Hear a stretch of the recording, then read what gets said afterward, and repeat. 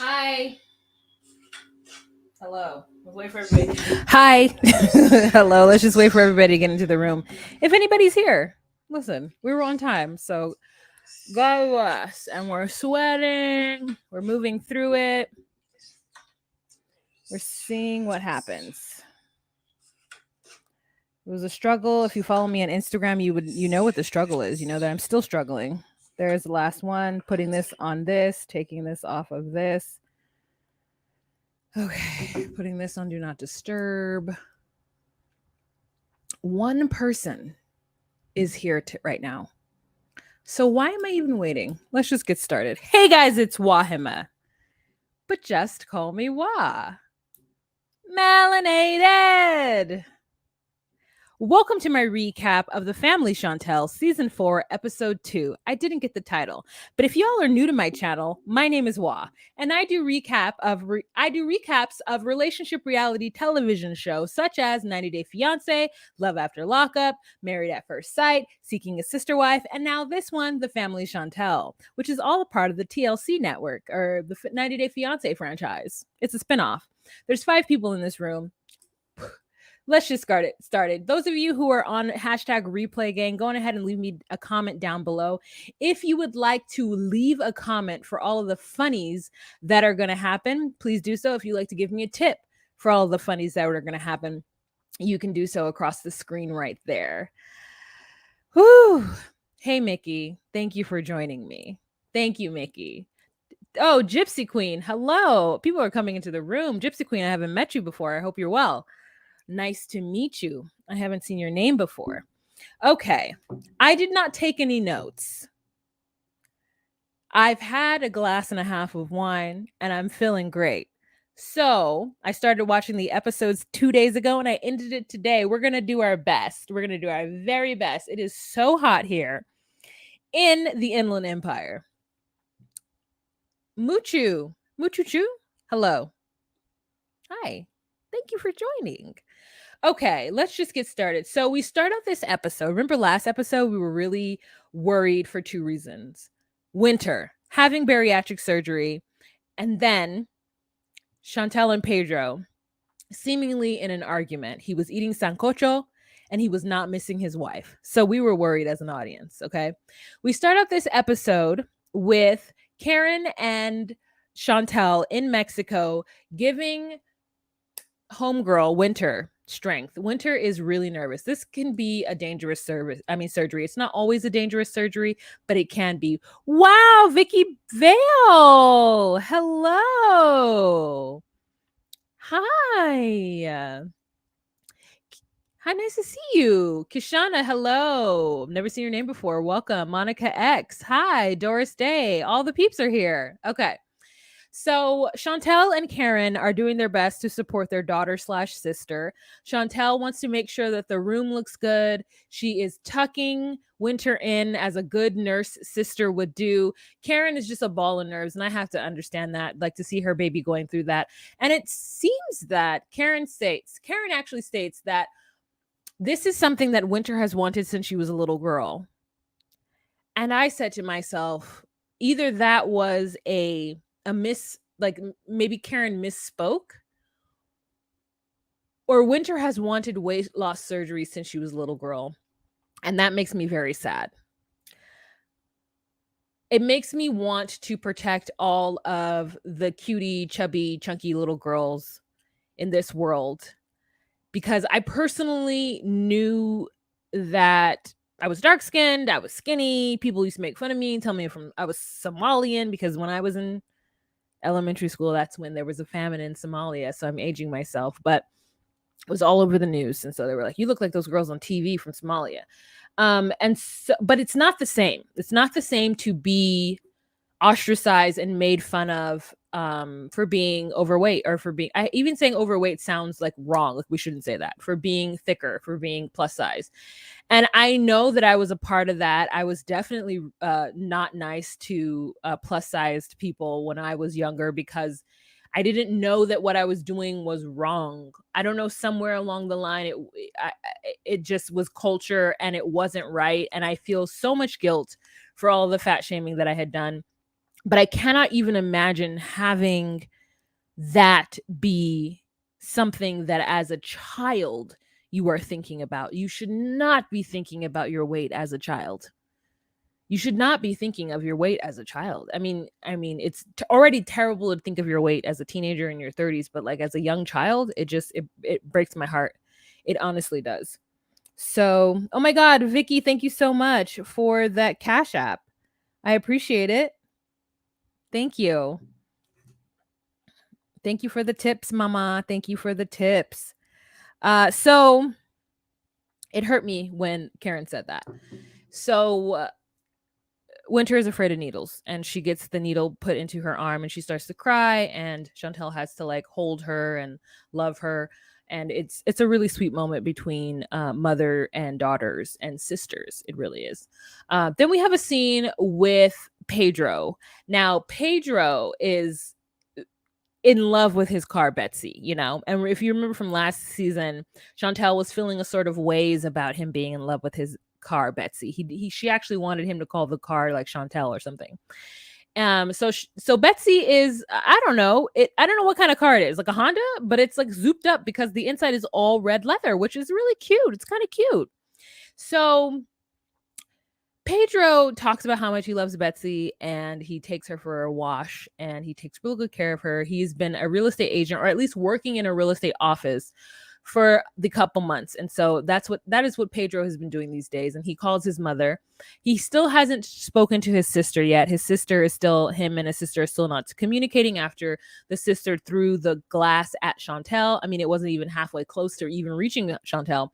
But Pedro just felt like, it was just like too much at that point. And he had been beefing with his sister because of Alejandro too. So they have had like beef for a while. And I could just imagine it really sucks when you're beefing with your siblings, especially if this is the only sibling you have had and grown up with your entire life, and you guys have had the struggle together. And so even though they're mad at each other, like it's got to be breaking their hearts at the same time. So he calls his mother, and his mother, says that Pedro doesn't really talk to her anymore. He doesn't open up to her anymore. Pedro says that he learned from his grandmother to just keep your ish to yourself and keep it moving. Like there's no reason to talk about anything, and just, like let it go and move on. And I'm like, no, no, no, no, no, no, no, no, no. You're in America now, fool. We don't let things go. We talk about them in therapy. At least that's what we should be doing, because we know better. We know that bearing it and moving on does not solve any problems. At least in the States, it doesn't, girl. So he and his mother are talking about the fact that Alejandro's out the picture, and they're both very excited that Alejandro's out of the picture. And Nicole actually says that she does reach out to Pedro, but Pedro won't respond to her. And she's like, all I can do is continue to reach out to him. So he's really hurt about his behavior with his mother and his sister. He also states that, while he's still kind of mad at his mother, he can't truly stay mad at her. So he just has to do what he has to do to have a relationship, but he's never going to feel close to her anymore, because he feels like his mother she isn't open. She's just going to be who she is, and there's nothing that he can do about it. He's very hurt about her reaction when it comes to his father. And so he just says like he sees his mother in a different light now. And I thought that would make Chantel happy, because here's the truth. This is my theory. And I don't know, because I don't have parents like this. My parents have been married all of my life. They were married 6 years before we got together. So I was like introduced into a situation where these two had been known each other. Okay. But my parents are not physically affectionate. And neither are they each other's best friends. And I realize, as I became an adult, that there are people's parents who are different. There's people's parents who they are each other's best friends. There are people's parents who they are physically affectionate. And there's all different types, right? There's all different types of coupledom. But when you grow up in a household where your family is not physically affectionate, in fact, the way that they show affection is making fun of each other and kikiing and laughing, it's harder when you go out into the world and you meet people whose family dynamic does not mirror that. You meet people whose parents are just all up under each other and are best friends. And so when the progeny of those two go out into the world, they expect their significant other to be their best friend and be all up underneath them too. And that's just not how it works. Like, this is not how it works. Like, it would make my sister once had a boyfriend, and she like sat on his lap at a family like event. And I looked over at her and I was like, get off of him. Like, what's wrong with you? Like, we don't do that. Like, you have your kissy time and your lovey-dovey time in private. Like, we don't do PDA. Like, if you do PDA, it's a kiss. It's a like, hey, can I make your plate? You know? Like, hey, come over here and dance with me for a little bit. But it's never like just like adoration of sitting in someone's lap. And I was like, ugh. And I don't know. And she was like, what? And I'm like, who are you? What family did you come from? Get off that person's lap. Sit on a chair. You have a chair. And so I imagine that Chantel seeing her parents, who are, at least from what we're seeing, clearly each other's best friends. Like, I feel like if Thomas does have friends, then they're either his cousins or they're work people that he only sees at work. He doesn't hang out with anybody after work. Thomas comes home. Okay. Thomas would come home on lunch if he worked close enough to be with Karen. I imagine that Karen has girlfriends, but not too many. And it's a girlfriend that she's had before she met Thomas. And she doesn't even see that hoe that much. You know what I'm saying? Like, I feel like Thomas and Karen are just two people who I imagine they don't argue very much. And I imagine if Thomas does have a juxtaposition, like, he's not going to really fight for it because, like, whatever Karen wants. I feel like Thomas is just in love with Karen and loves everything that she does and has loved everything that she's ever done. And it's hard when you come from that, especially as a girl. It's hard when you see your parents and you see your father completely head over heels in love, best friend, buy her anything with your mother. And then you go out into the world and you try to find a husband like that. And it's not all that easy because that's a very specific type of relationship. And it's a very specific type of relationship that oftentimes can be very one-sided. Now, I think that Thomas and Karen are not one-sided. I think Karen equally loves Thomas and is willing to do whatever she needs to do for him equally. But sometimes that's not the way it is. Like, a lot of times you have it where it's uneven, where one party loves the other one more than the other one loves the other one. And it's very clear, you know? So I just feel bad for Chantel because if she's looking for the type of relationship where her significant other is her best friend, I don't know that that's a possibility, especially because as Pedro goes out into the world, he's going to meet other people who he doesn't have to have that it's going to be easier with. Because I can't imagine, like, what do him and Chantel talk about? What do they talk about? Not to say they don't love each other, but like, what is this conversation about? You know? So anyways, we see Pedro just kind of talk about how he has friends now, and Chantel feels a certain kind of way about it. She feels like his friends are taking over for her. And then I think to myself, then where are your friends? But we know Chantel has friends, girl, because we see them all over Instagram and they're all cute. So like, they're all just a cute little friend group. So I don't understand like where the problem is that he has his own friends. I personally know that I will need personal time to myself because I'm solitary right now. I've been single for just too long. And so I have learned to do everything by myself. And so to even bring somebody into that is a concerted effort on my end because I'm like, oh yeah, I should hang out with this person. Not because I don't like that person. I could 100% love somebody and just not think that they would want to hang out with me. Like, just I don't think that. Like, Chris has to, you guys know Chris Farah. She has to call me because I get anxiety and I feel like I'm bothering her. Can you guys imagine that? As much as y'all have seen Chris and I on line together and you know that Chris is not bothered by me, I still think she's bothered by me. Childhood trauma, 100%. But you can understand how that would affect somebody who I'm just starting to get to know, right?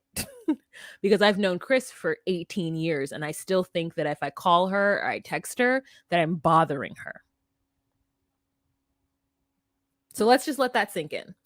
So anyways, because of that, I think that I can see Chantel and her concerns, but at the same time, I'm like, girl, like, let that man live. Like, it's fine, you know? And so I just wonder like what they talk about. As Mickey would say, Chantel is beautiful, but not the best conversationalist. And I agree. I mean, she said some really poignant things in this episode, but the fact that whenever she says something that's poignant or makes sense or feels like a deep thought, I'm like, Chantel had a deep thought, y'all. So Chantel said something, you know, and it's because like we just don't see it. And I don't know if she's not comfortable in front of the cameras. I mean, girl, she's way more comfortable in the cameras than she was when she first got on there. And I think that her and Karen's confessionals this season so far, episode 1 and 2, have been perfect. I think they've been really good. And I love seeing Karen love her kids. I love seeing Karen love her kids and seeing her eyes water with Winter going into the surgery and Chantel being there to support her mother and Karen being there to support Chantel was really great to see. It was so lovely to see Black women, especially mothers and daughters, loving on each other and supporting each other in such a positive way.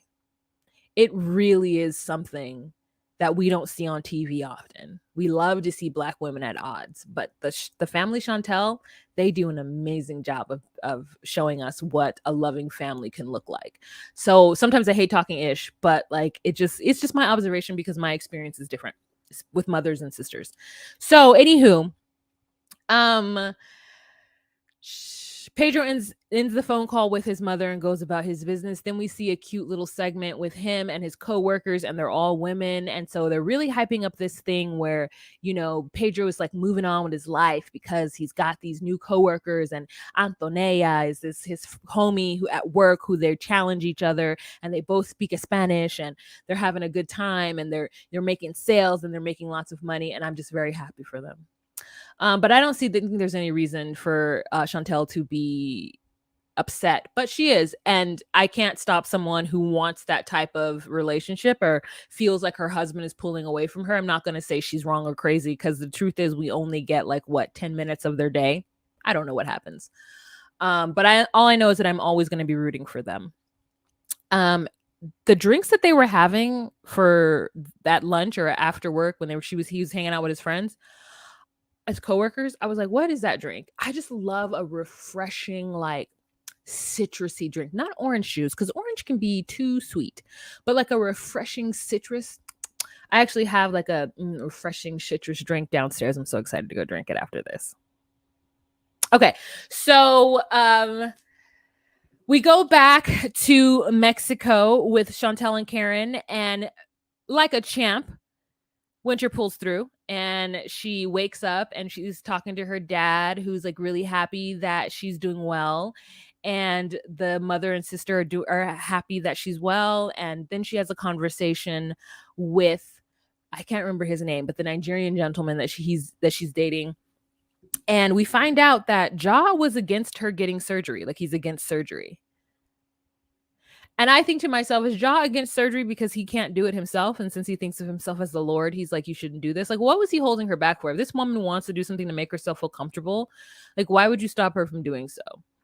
But her current friend that she's, feels great about, he was in support of her. And he says, I don't want you to let your past relationships dictate what you tell me. And I wish you would have told me. And I hope that you were recovering well. And that he says that he supports her. And I love it. You know what I'm saying? We're here for it. I love it. So Chantel also makes mention that it's really interesting that because Winter is used to being somebody who is a bigger person, who is still very confident and dresses well and is still really beautiful, that her losing weight is going to kind of change her identity. And the truth is that it does. I know somebody who went through this surgery, and I know somebody who struggled with that and who like the difference in who they are, what they see in the mirror versus what their brain tells them who they were and what that means, and like coming into their own as a person that's thinner than they were, and they're no longer the like heavier person and whatever stigma comes with that. And so I do wish the best for Winter. She looks beautiful in her updates on Instagram, and I hope she does well. You know what I'm saying? I hope she absolutely does well. Then we have another scene with Pedro and River. Pedro and River have have come leaps and bounds since what you say? What you say? Kicking things and mi hijos a tu pelo. You know, that whole scene, we remember that. That was like, I mean, literally that scene is what got them the spinoff, right? Can we agree? The Family Chantel? Um, and so they're like best friends now. They're like good buddies. And Pedro River comes over to the house to help Pedro build a shelf because Chantel says that Pedro is not a handyman and he doesn't know how to do anything. And so they don't use the instructions. They work together. They have some beers and they build this shelf, which he's like, I don't even own books. So I don't know why we have this bookshelf, but I'll put my shoes on it. And River is deciding whether or not he should move out of the house. And Pedro's like, you a mama's boy. You can't move out of the house yet. And Pedro also makes mention that in the DR, there's no reason to move out of your parents' house until you get married. Like, otherwise, what's the point? Like, nobody just has their own apartment. And I said, can we normalize that? Because the way that these houses are priced in Southern California, boy, who can afford it? Huh? If you guys have Zillow or you have one of these apps, I want you to search the prices of houses in Rancho Cucamonga, okay? California. Rancho Cucamonga.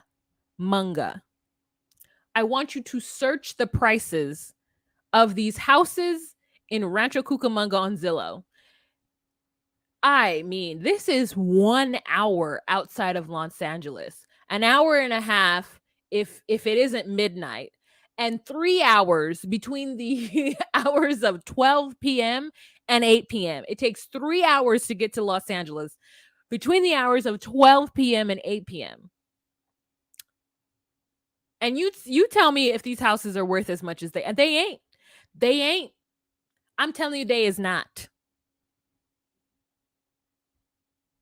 Jasmine says, search Tustin, LOL. And Tustin is an older neighborhood. They ain't building no new houses in Tustin. They ain't got no land.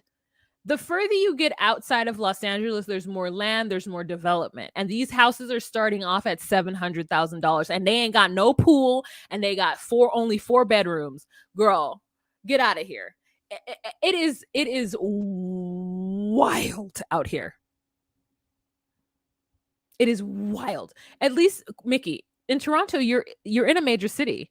I am an hour and a half I'm an hour at midnight when there's no traffic outside of Los Angeles. Zoom, zoom, zoom, an hour. I mean, 80 the whole way, an hour. Don't go 60, an hour 15. These prices are out of control. So I don't even know where I don't know how I got here. I don't know how I got here. But anyways, like, shit's expensive. What was I even talking about? Oh yeah. So River's trying to move out of the house, and so like really we should normalize living with your parents until you get married, because honestly, who can afford it?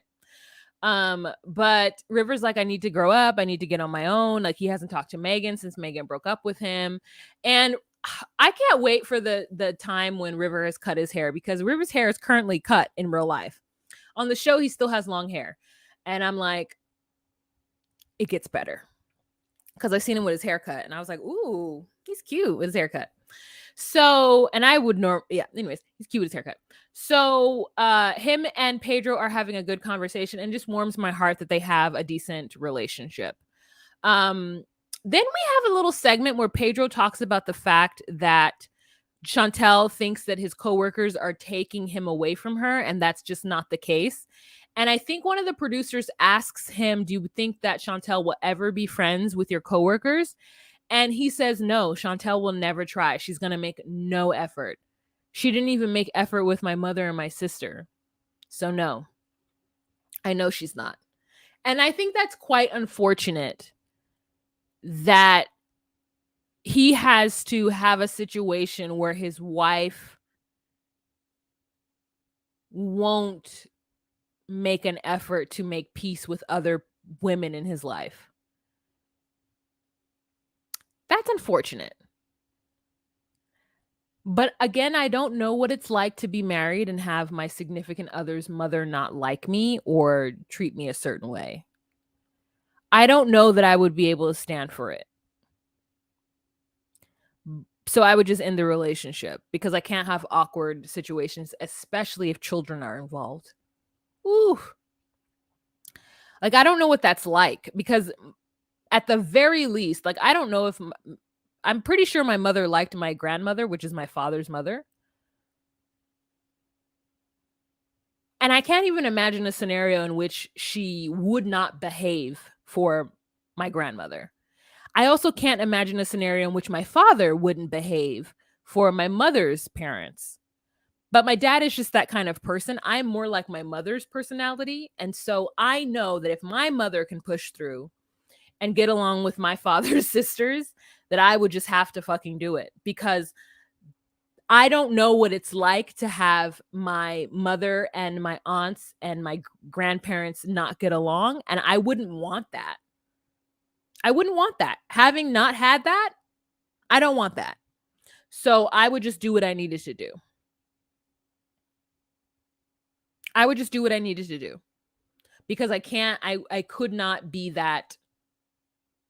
I could not do it, you know? But obviously you would know this before. The problem with Chantel and Pedro is that they actually got married before their families knew each other. So they forced their families into this situation. Like at the very least, like my my parents' in-laws would have had time to get to know them before came along. So by the time I came along, I guess everything was cool or relatively cool. Um, but yeah, I would want to work on that before we got married. I would definitely not marry somebody if their mother didn't like me or was mean to me. I'd be like, your mom is mean to me, bro. Like, if you're not going to check her, then I can't do this because I don't want to feel trepidation every time or anxiety every time I see your mom, because here's the truth, I don't gotta go. I am that person. I will stay home.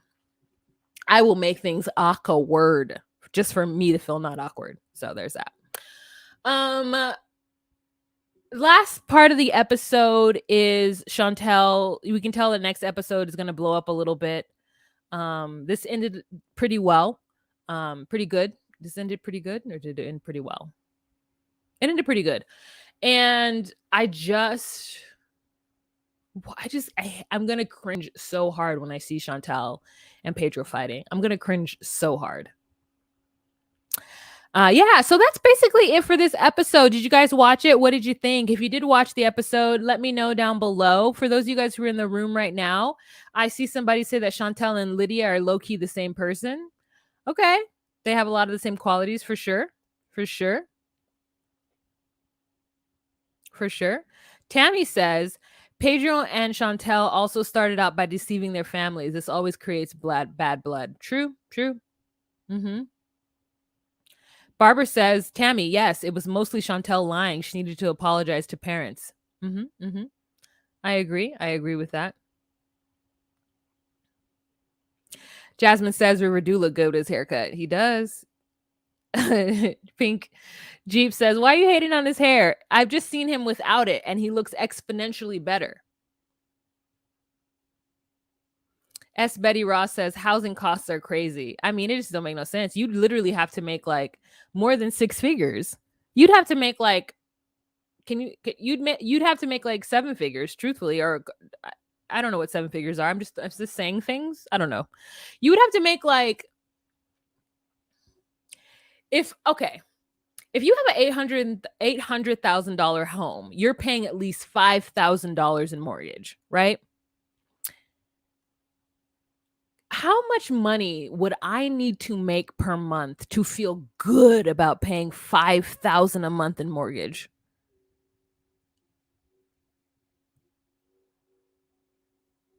Can you guys hear that sound? Anyways, I would need to make $15K a month to feel good about it. When am I ever going to make $15K a month? Like, girl, I mean, who knows? But if that's a lot of money. That's a lot of money. $50K per month.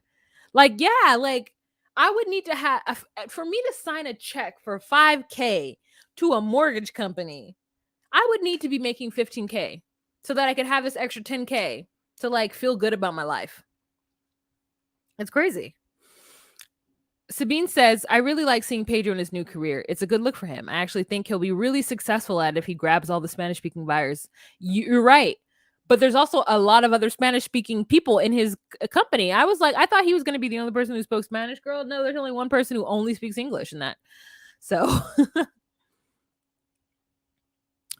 as a single person, it's very challenging for me too. Yeah, no, I mean, I could go and live in Texas and buy a house for $300,000 and live like a queen, but then I'd have to like be away from my family and live in Texas.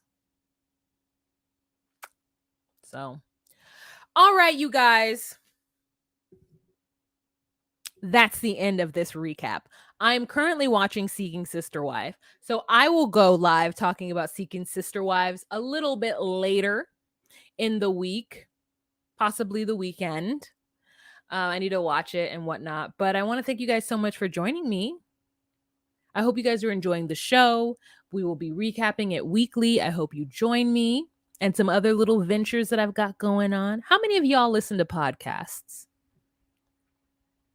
How many of y'all are willing to listen to a podcast with me? Let me know down below. All right, you guys, have a fantastic evening. I will see you tomorrow or the next. All the best. All right, remember to be you, be true, and find your place. Bye. Okay, Mickey, I see you. Renee! Oh, I'm leaving. Bye, guys.